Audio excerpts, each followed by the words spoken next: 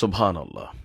একটা রেকর্ড শোনাচ্ছি, নাসার একটা রেকর্ড। যারা প্রথমবার শুনছেন ভিডিওটা শেয়ার করবেন। আর আজকে ইনশাআল্লাহ আমরা একটা জিনিস প্রমাণ করব এখানে। তো চলুন আগে সেই শব্দটা শুনি।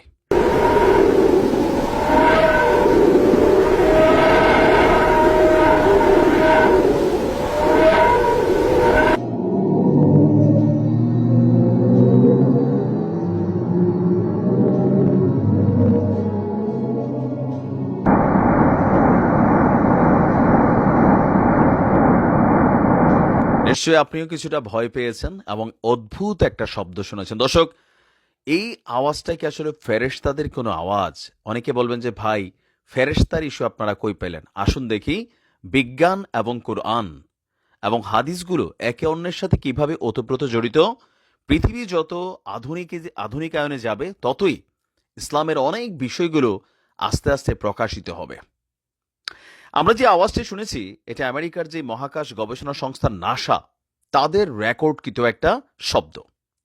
এতদিন যাবৎ বিজ্ঞানীদের ধারণা ছিল মহাকাশ এটা হচ্ছে মানে মহাশূন্য বা মহাকাশ যে জায়গাটাকে আমরা ধরি সম্পূর্ণ নিঃশব্দ, এখানে কোনো আওয়াজ নেই। কিন্তু নাসার গবেষণার এই রেকর্ডটি সকল তথ্যকে ভুল প্রমাণ করে দিয়েছে।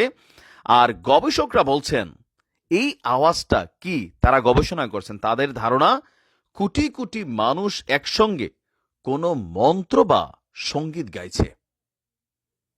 এখান থেকে আমাদের ইসলামিক ব্যাখ্যাটার একটা মানে আমরা মিল শুরু পাচ্ছি। এই শব্দ কি বৈজ্ঞানিক কম্পন নাকি ফেরেশতাদের জিকিরের ধ্বনি? দর্শক, আজ থেকে প্রায় 1400 বছর আগে মহানবী সাল্লাল্লাহু আলাইহি সাল্লাম বলেছিলেন আকাশের প্রতিটি অংশে ফেরেশতারা সিজদায় লিপ্ত এবং আল্লাহর জিকিরে ব্যস্ত। তো আজকে যখন এই আওয়াজ আসছে, আমাদের বিজ্ঞান এবং কোরআনের মধ্যে আমরা একটা সমন্বয় খুঁজে পাচ্ছি যে বিষয়টা কি একই রকম। সহি মুসলিম হাদিস আবুদার রাদিয়াল্লাহু থেকে বর্ণিত, রাসূল সাল্লাল্লাহু আলাইহি সাল্লাম যখন মিরাজ থেকে ফিরে এসেছিলেন তখন সাহাবারা তাকে জিজ্ঞাসা করেছিলেন, ইয়া রাসূল, আপনি আকাশে কি দেখেছেন, কি শুনেছেন? আল্লাহ রাসূল বলছিলেন যে আমি যা দেখেছি তোমরা তা দেখতে পাও না, আমি যা শুনেছি তোমরা তা শুনতেও পাও না। আকাশ জুড়ে প্রচন্ড কম্পনের শব্দ শোনা যাচ্ছে। খেয়াল করছেন? কম্পনের শব্দ। আর এর পেছনে রয়েছে গভীর রহস্য। আকাশের প্রতিটি অংশে এমনকি 4 আঙ্গুল পরিমাণ জায়গাও খালি নেই যেখানে ফেরেশতারা সিজদায় লিপ্ত এবং নিরবিচ্ছিন্নভাবে আল্লাহর জিকির করছে। দর্শক, আমাদের এই হাদিসে আল্লাহ রাসূল ইরশাদ করছেন যে আকাশে প্রচন্ড ঝাঁকুনির মতো শব্দ হচ্ছে। অতীতে ধারণা করা হতো যে আপনার মহাকাশ একটি সম্পূর্ণ বায়ুশূন্য পরিবেশ যেখানে শব্দের সৃষ্টি অসম্ভব। তবে নাসার একাধিক গবেষণা এই ধারণাকে বদলে দিয়েছে। গবেষণা বলছে মহাকাশে বিভিন্ন প্রাকৃতিক ঘটনা এবং কম্পনের ফলে বিশেষ ধরনের শব্দ সৃষ্টি হয়, যা এখন পর্যন্ত যে আধুনিক প্রযুক্তি তৈরি হয়েছে এগুলোর মাধ্যমে কিছুটা সম্ভব হচ্ছে, মানে এটাকে আইডেন্টিফাই করা। নাসার hour universe is not silent এবং লিসেন টু দ্য ইউনিভার্স নামক প্রতিবেদনে বিস্তারিতভাবে তুলে ধরা হয়েছে কিভাবে মহাকাশে শব্দের সৃষ্টি হয়।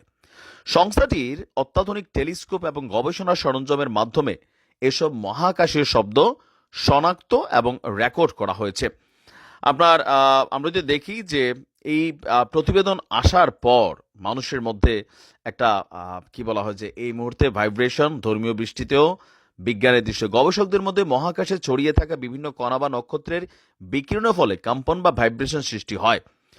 আর লক্ষ্য করলে দেখা যায় 1400 বছর আগেই আল্লাহ রাসূল বলছিলেন যে আকাশে কাঁপুনির মতন শব্দ হয়।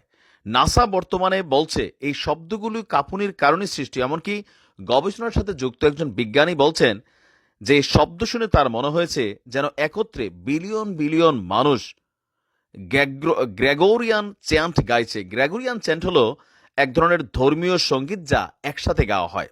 আল্লাহ রাসূল বলছেন যে মহাকাশে আপনার ফেরেশতারা কন্টিনিউ জিকির করে। এখন যার যার বিশ্বাস তার তার কাছে, বাট এই ধরনের রহস্যময় ঘটনা প্রকৃতিতে অনেক ঘটবে।